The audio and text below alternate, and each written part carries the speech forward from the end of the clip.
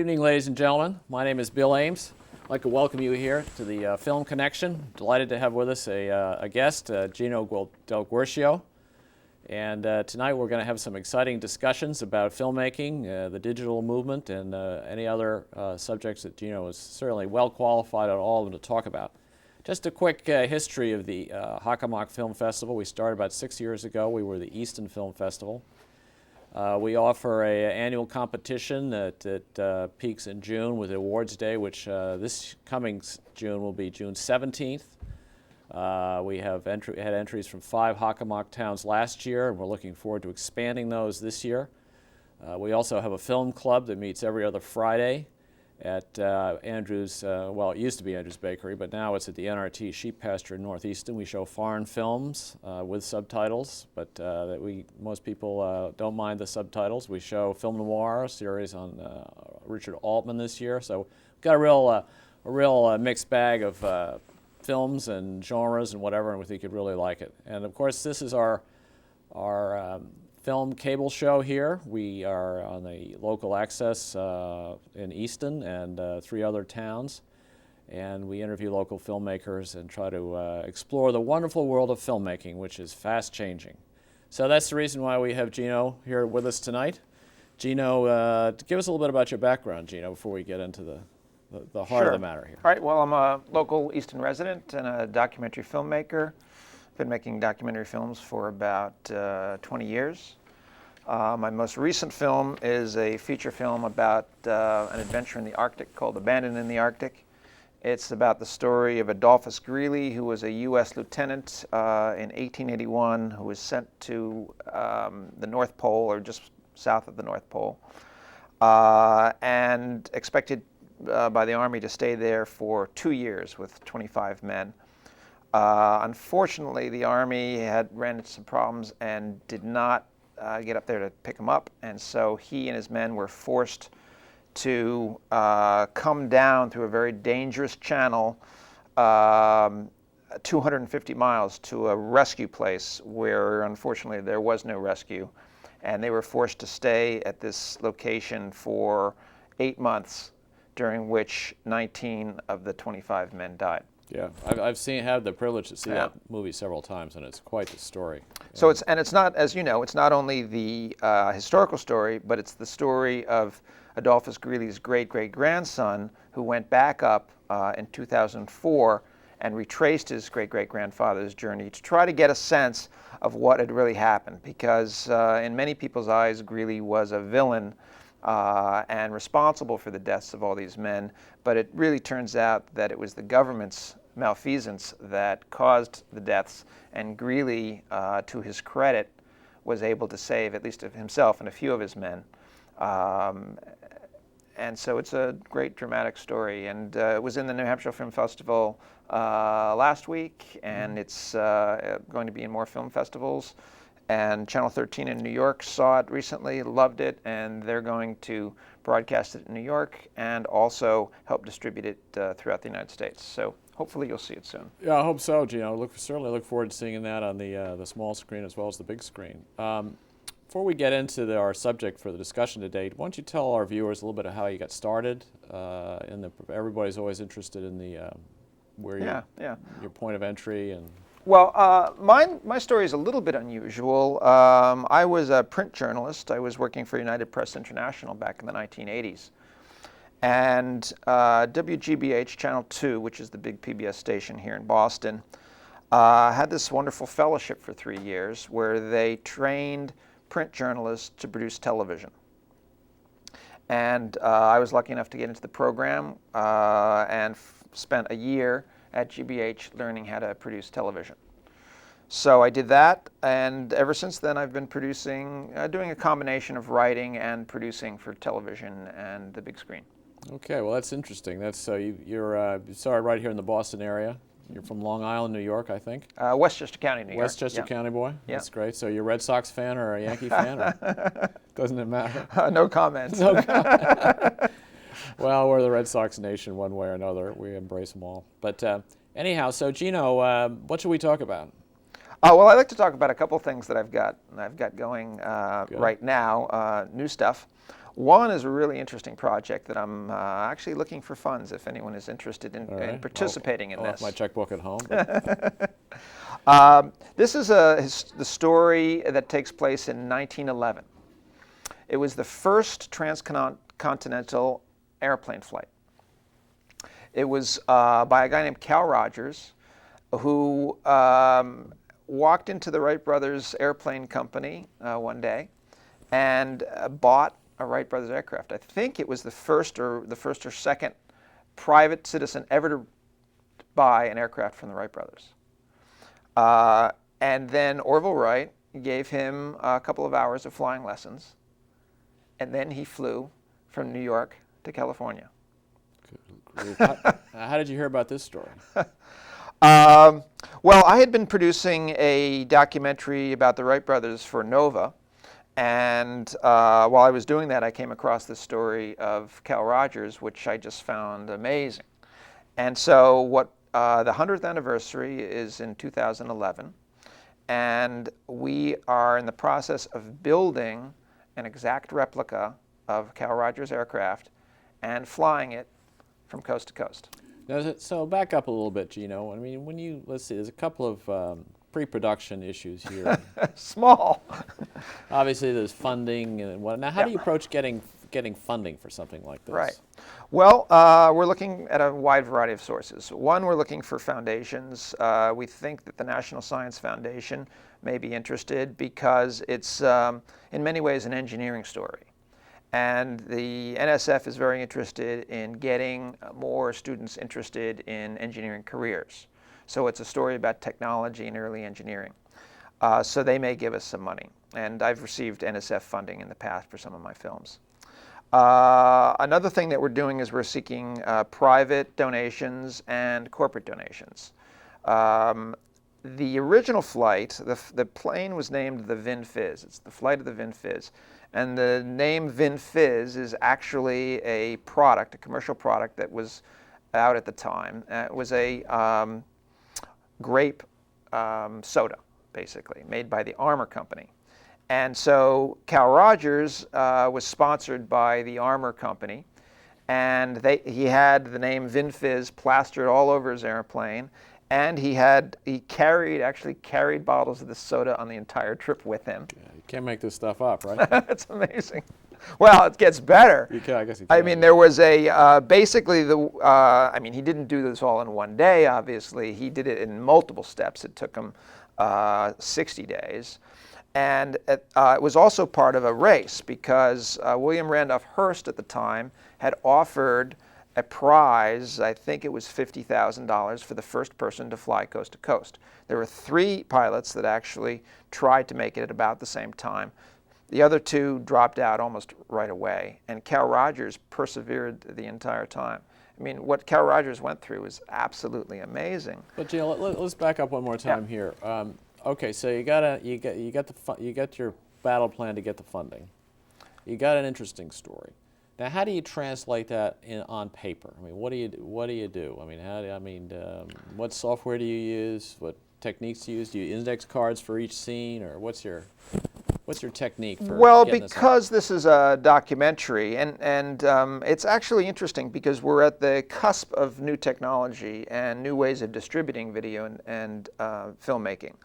And we actually have a number of different things. One of the things is that this is going to be broadcast live over the internet. We're going to have cameras on the airplane that you'll be able to see the pilot close up. You'll be able to see the view that the pilot has of the ground below. And one of the things we like about it is, first of all, it crosses the entire continent at about 100 feet off the ground. So very rarely do you get a view of the American continent from that sort of perspective. That's awful low. I mean, what are we going to be running into houses and trees and things like that? Or well, in fact, Cal 100. Rogers did do that. He had a barn and he had some major crashes. We're going to try to You're not going to recreate those, avoid the crashes if we can. In fact, we've got a female who's going to be the pilot. She is a commercial aircraft pilot from Texas, and she's agreed to do the entire flight. Now, I mean, this was a very primitive early aircraft. There's not even a cockpit. You literally sit on the front of the wing with your controls. And so it's physically very challenging. You've got, 80-mile-an-hour winds in your face all day long, or for as long as the flight lasts. Well, let's keep backing up to the concept. Yeah, So yeah. how do you get this thing structured into a half-hour or an hour-long show? Well, it'll be more than that. Actually, we're talking about several films. One, there will be a film that leads up to the flight.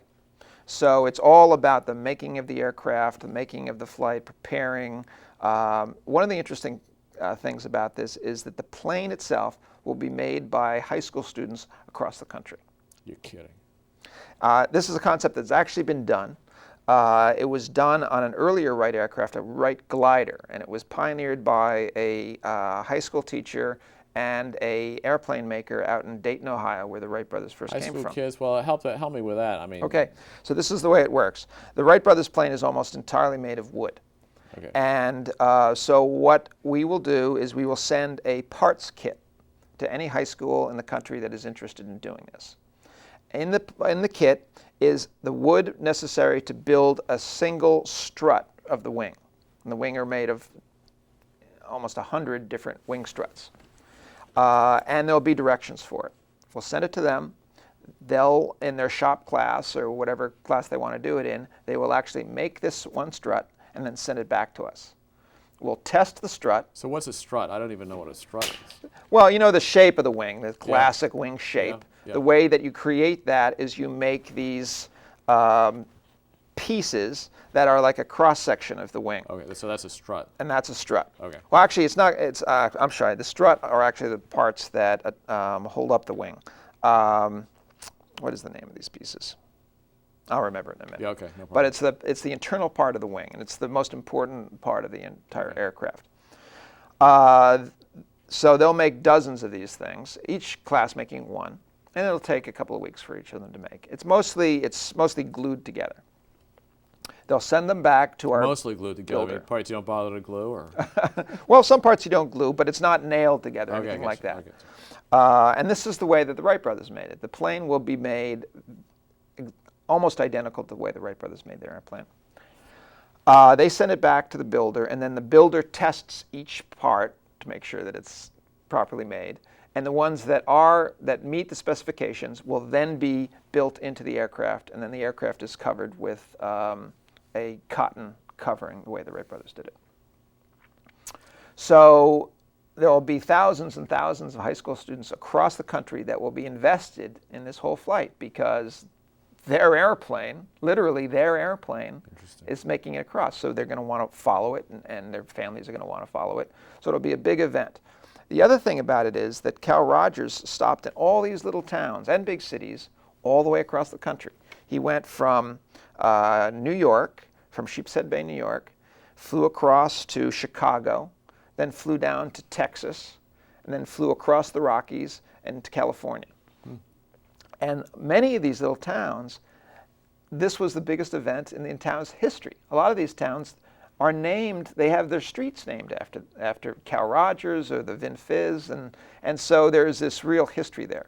So the film is not only about this flight, but it's about how America has changed in the last 100 years. Well, how do you? I mean, you sit down with your production crew, or your editors and whatever. I mean, how do you approach such a huge subject like this to get it down into 3 shows? And yeah, it is a huge task. The story is fairly straightforward and simple.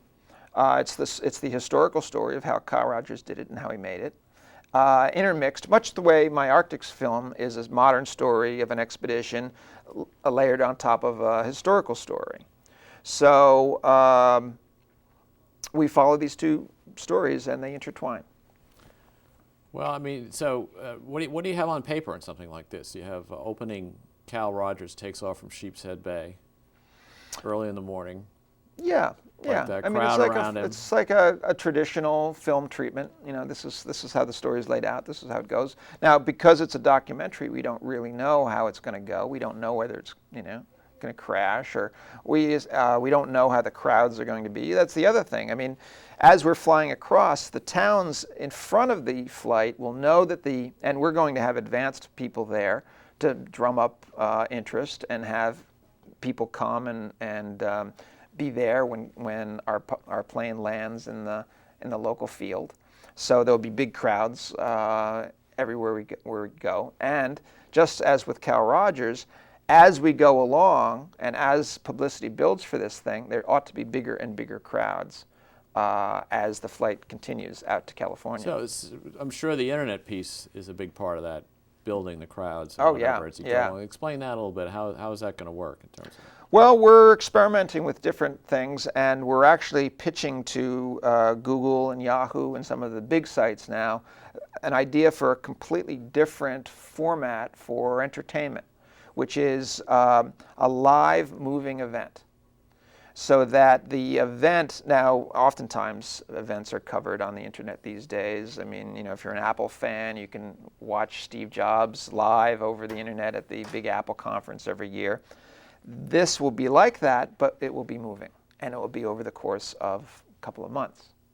So you'll be able to meet people on the site that are in your town that want to go together, so you can all sort of come together that way. You can watch it. You can actually watch the airplane from the view on your computer as the airplane is heading towards your town, and actually see your town and all the people waiting behind, as if the pilot was seeing it themselves. So how do you integrate? So is this a show that's going to be on, what, PBS? We're talking to some PBS stations right now about possibly doing that. But it will be shown on mainstream television. Well, as well as the first movie would be about the making of it and about getting ready for it.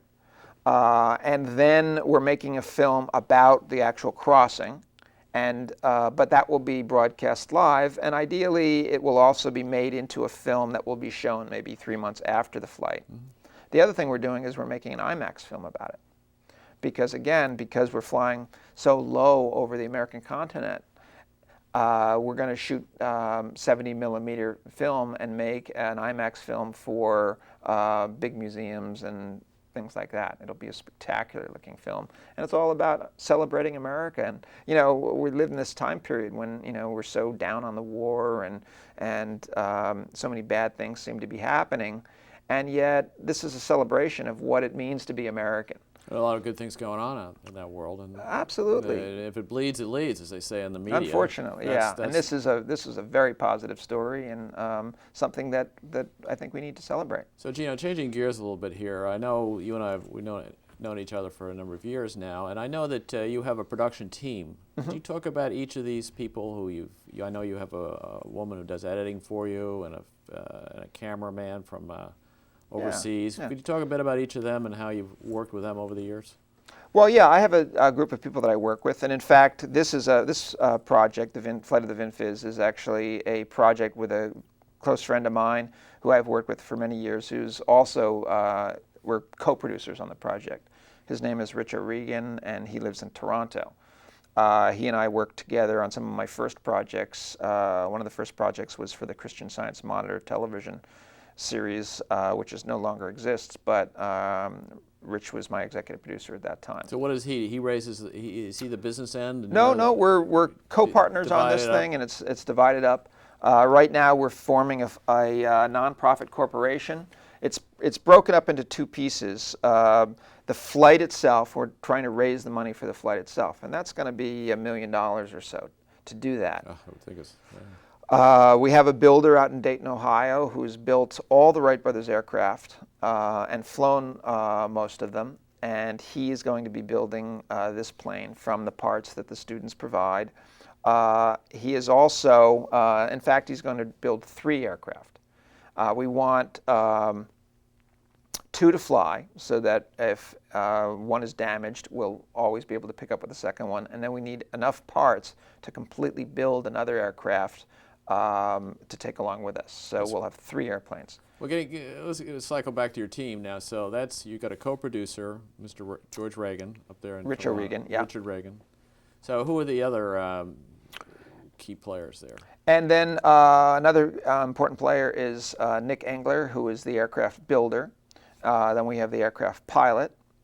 Then we're working with... Who's your cameraman, for example? Well, Simon Reeves is a cameraman that I've worked. I think that's who you're referring to, from London, who I've worked with a lot. Hopefully we'll be able to bring Simon into this. But It just depends on who's available and what we need. It's very much of a virtual community these days, and it's So how you about pick up who you need. how about your editor? Do you have an editor you use? How do you must do some editing yourself clearly, and then you tell us how does it Yeah. what's the editing process and who do you use and Well, editing is a real art, and it's nice to have somebody whose first love is editing and who can really pace a story and make it sing and find the pieces. Oftentimes, and I'll be directing the films. As a director, I have an idea how I want it to go, and I'm shooting different scenes in ways that I like. But a good editor will be able to sit down and see things in there that you hadn't seen because you become close to it and you don't see all the potential. So oftentimes a good editor, and the editor that I like to use is Julie Lewis out of Providence, Rhode Island, will sit down and go over the material and start assembling it. And I'll tell her, oh, well, this is the scene, this is what I have in mind, this is what I think is going to go here and here and here. And she'll look at that and say, yeah, that's good, but this might be better. Why don't we try this? so do you give her like I don't know these terms well, but like a storyboard, or do you give her a rough cut, sort of things in the right sequence? Well, yeah. So an editor's also fairly expensive, and oftentimes we're working on a fairly tight budget. So oftentimes what I'll do is what's called an assembly. So I'll take all the material and I'll lay it out in a strand that I think is going to work, and begin seeing how this fits together. Making a film and a documentary or a feature film is very much like a puzzle. You know basically what the picture is, but you don't know where all the pieces are going to fit together. And so you begin laying out sort of the structure of the program, and then once you watch it, then you say, oh, well, no, this is dull here. We want to speed this up somehow, or maybe it would be better if we took the ending and put it at the beginning, or mix things around. Sound effects, put some sound effects in. Well, the final process is music and sound effects and all the audio work at the very end, which really brings your film to life. Oftentimes, you've got your final edit is done, the whole film is there, and you watch it, and it seems very dull. But you don't have your audio in yet. You don't have all your sound effects. You don't have all your music in there, and that. Most people who don't work in film don't realize the importance of audio.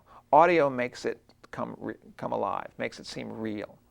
If you ever watch the making of these films, these documentaries that you can see on the DVD extras, and if there ever material there on the audio portion of it, it's amazing the number of layers of audio that these feature films use. I was just trying to tick them off as you were talking. Obviously, you have verbal. Right. You have several types of verbal now. You often have a narrator. Okay. That's one type of scripted material. Then you've got the verbal that would be, say, interviews that are in there, and then you might also have people just talking in different scenes. So that's basically 3 layers of speaking. Okay, so then sound effects. I mean, to take a typical scene, you have 2 people talking in a city scene. So. Mm-hmm. So what do you have there? You have. Well, typically we wouldn't do. For us, if it is actual footage, and since it's a documentary, we don't tend to do too many sound effects within a real scene. But if we do a recreation, I don't think there are going to be many recreations in this Vin Fizz film. But for instance, our film on the Arctic, we had recreations in there, and the audio was very important there. So we had many, many layers of the sound of the wind, of the waves, of crackling, of coughing. A lot of these scenes took place inside this hut where they were all dying. And so we might have had 10 or 12 layers of just audio sound effects that are all mixed together to make it sound like you're there. Because basically we were shooting this in a studio someplace. So where do you get these sound effects? I mean, do you obviously? Well, we work with an audio production company in Boston called Heart Punch Studios, and that's their expertise. They have sound. They have sound libraries, which have hundreds of thousands of different sound effects. If you want a gun, they have 50 different types of guns that you can put in there. And then they can modify that gun sound, giving it more echo or making it sound closer or making it sound louder.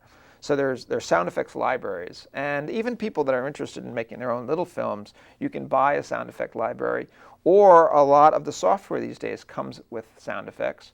Or on the internet, you can actually find sound. You can search for sound effects if you want the sound of a Mauser machine gun.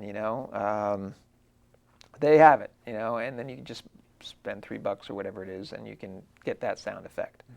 So they're the sound effects, and then there is what's called Foley. I don't know if anyone's heard of Foley. Have you ever heard of Foley before? I've heard the term, but I've Foley was a forgotten guy's what it is. name. Yeah. Foley was a guy in the movie industry many, many years ago. And basically, he was very good at making sounds up. So if you had, the classic is horses, horses walking along, and you get a couple coconuts, and you make the horse sound. Yeah.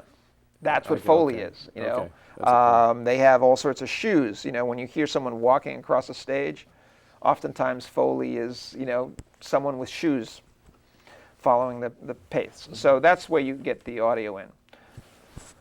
But basically, the process, where we are right now is we're looking for film funding. If people are interested in participating in this or know of a source or work for a company, a local company that's interested in getting more publicity for themselves, we're very interested in talking to them. Do you have an account with PayPal? So they can We just could do that, yeah. You could take PayPal? Yeah, sure. Credit card? No, it would be more sophisticated than that. This is going to be a nonprofit company, so the funding that you provide for the film would be tax deductible.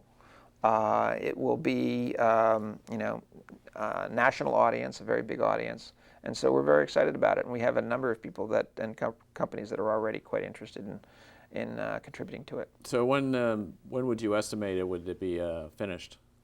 Well, the flight, the 100th anniversary is 2011. We may do it before that if we get all the funding in place and things are really moving along. We may actually do it before 2011. Maybe broadcast the final production in 2011. But the plane itself now is we're working on building that. Okay. We're working on also if anyone is connected with a school. The school might be interested. Let me know, and we can probably get you a kit.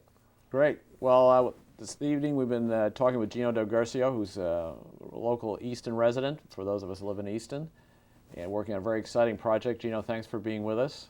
Thanks, Bill. I'm Bill I like Ames. your glasses, by the way. You like the glasses of Jack Nicholson? Very Jack Nicholson. Very Jack Nicholson. Anyhow, Hockomock Film Festival, Monday nights, and then the cable channel.